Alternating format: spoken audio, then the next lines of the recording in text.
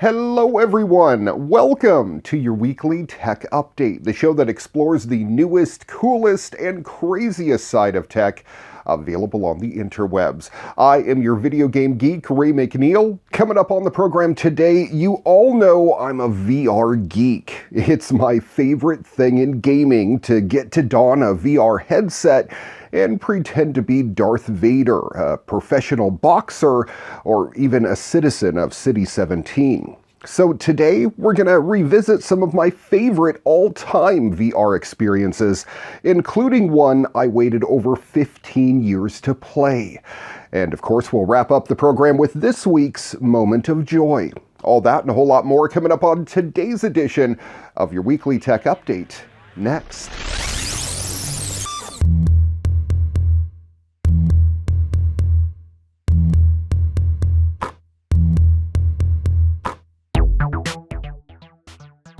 Let me tell you how one of my childhood dreams has just come true. I remember being 8 years old, playing the new Mike Tyson Punch-Out on the original NES, thinking, man, if I could just jump into the game, I could duck left and duck right, and then uppercut Mike Tyson to win. The controls were just clunky enough that it seemed I couldn't quite get the timing right. Well, not a lot has changed in the last 30 years. My timing, still horrible. But I can finally jump into the game and take on some awesome opponents. Knockout League for the PlayStation VR is lucky if they don't get sued, because it's a straight-up clone of the Punch-Out series, and it's awesome! The controls are exactly the same as back in 1987. You duck left, duck right, or duck straight and cover. Punching is all up to you, but you have to wait for your opponent. Like the original Punch-Out, you have to wait for the opening to throw a punch. It's up to you to block or dodge, and then you can counter. If you get hit by the opponent, you start over again. As you progress, it takes more skill and speed to stay out of the way of the punches. And eventually you dream of a cord-free headset. As you bob and weave out of the way to be able to counterpunch, your headphones and the main cable for the headset start swinging. They get caught around your controller or arm and just plain get in the way. I have to find a better way of securing everything. I think I've got it with a hook on the rafters above where I play VR, and that seems to have made this game a heck of a lot more enjoyable. I was fine in the first 3 matches as the opponents were slower, but once I got to level 2, the cords just became an issue. I tried using my PlayStation wireless headphones as well, but they are over-the-ear headphones, and it just got way too hot playing this game to have your ears covered up. Other than that, though, the game is awesome. It takes real skill to climb the leaderboard, and it feels like a game we've been playing for 30 years because, well, it essentially is. After a few bouts, if you're like me, you will be sweating bullets and ready to curl up into the fetal position on the floor. It's a blast to play and very demanding on your muscles. If you were to play this game for 30 minutes every day, I have no doubt it could replace your workout routine. The characters are very close to the original Punch-Out games. I really wouldn't be surprised if you make it through this game and have to take on Mike Tyson in the end. Knockout League gets a 4 out of 5 for its amazingly immersive gameplay. If you want a good workout while having a ton of fun and can figure out how to keep the cords out of the way, well, you need to check out Knockout League, one of the newest games for the PlayStation VR. Let's get to work, kid. Good.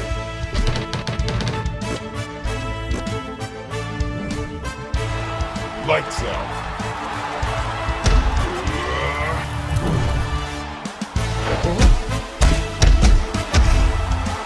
Through.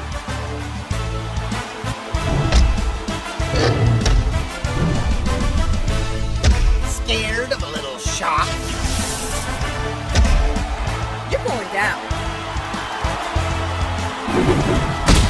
Let's try to keep it classy, shall we? Ha-ha! Oh no, good luck. You can surrender now.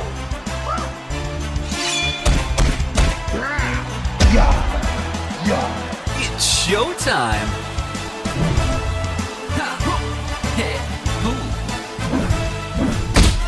Let the magic begin.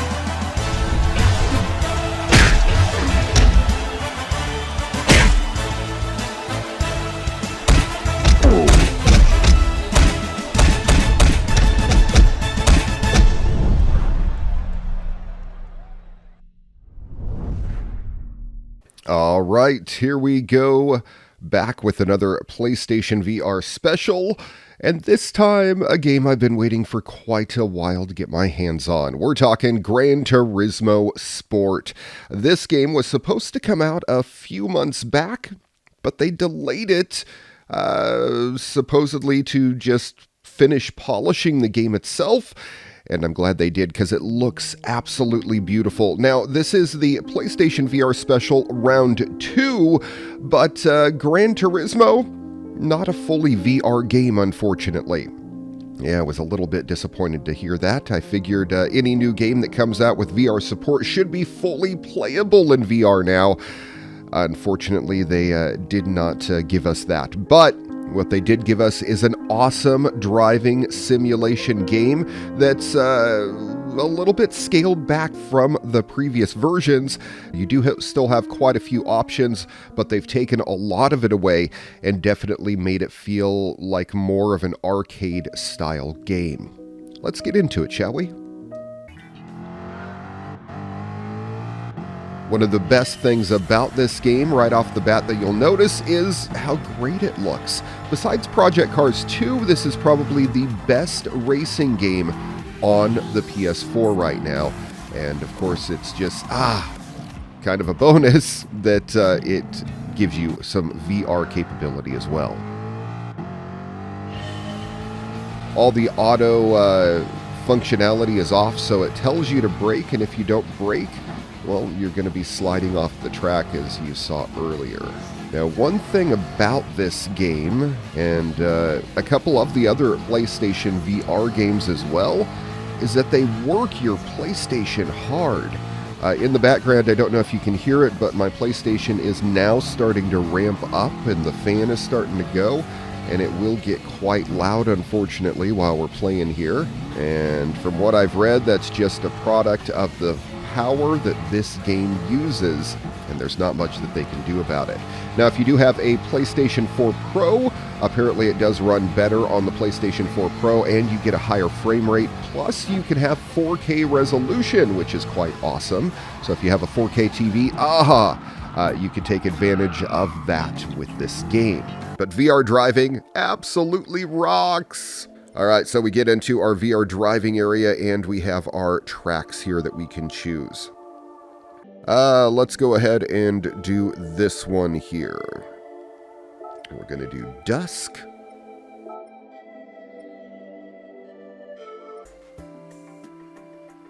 And then pick our vehicle. Let's go to our garage and see what we have. Oh, cool, we can drive a Camaro in the dirt. Ha! An Alfa Romeo, a TT in the dirt, really? The automatic is what we're going to go with. All right, loading into the match here. And again, the same interface as we've been using, so we're going to hit start. Oh, and I have to face this way. Okay.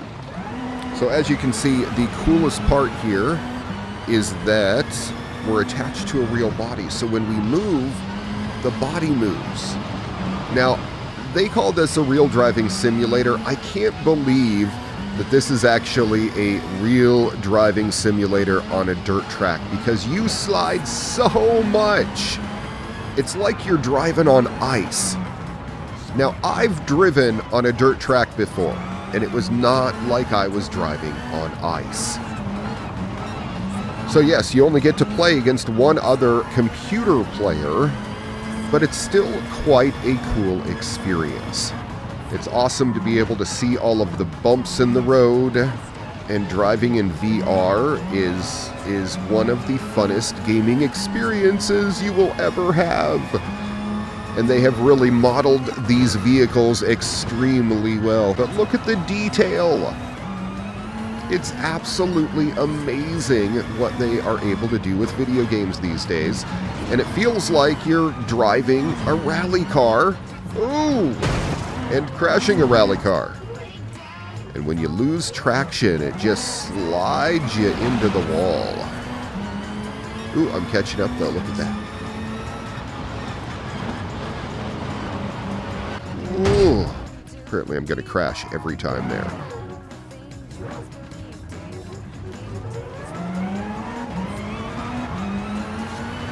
And I have one. Look at that. The VR competitor really is not that difficult, unfortunately. And there doesn't seem to be any way to adjust how competitive he is or not. But again, this is a VR experience that they have built into Gran Turismo, and I think they've done a wonderful job. So if you're a racing fan, if you're watching this on the NCW Life channel in Wenatchee and you like going up to the races at the Wenatchee Valley Super Oval, or going over to Seattle and seeing some of the bigger races over there or in Spokane, you're gonna love this game. It is true to its form. They did a great driving simulator with it.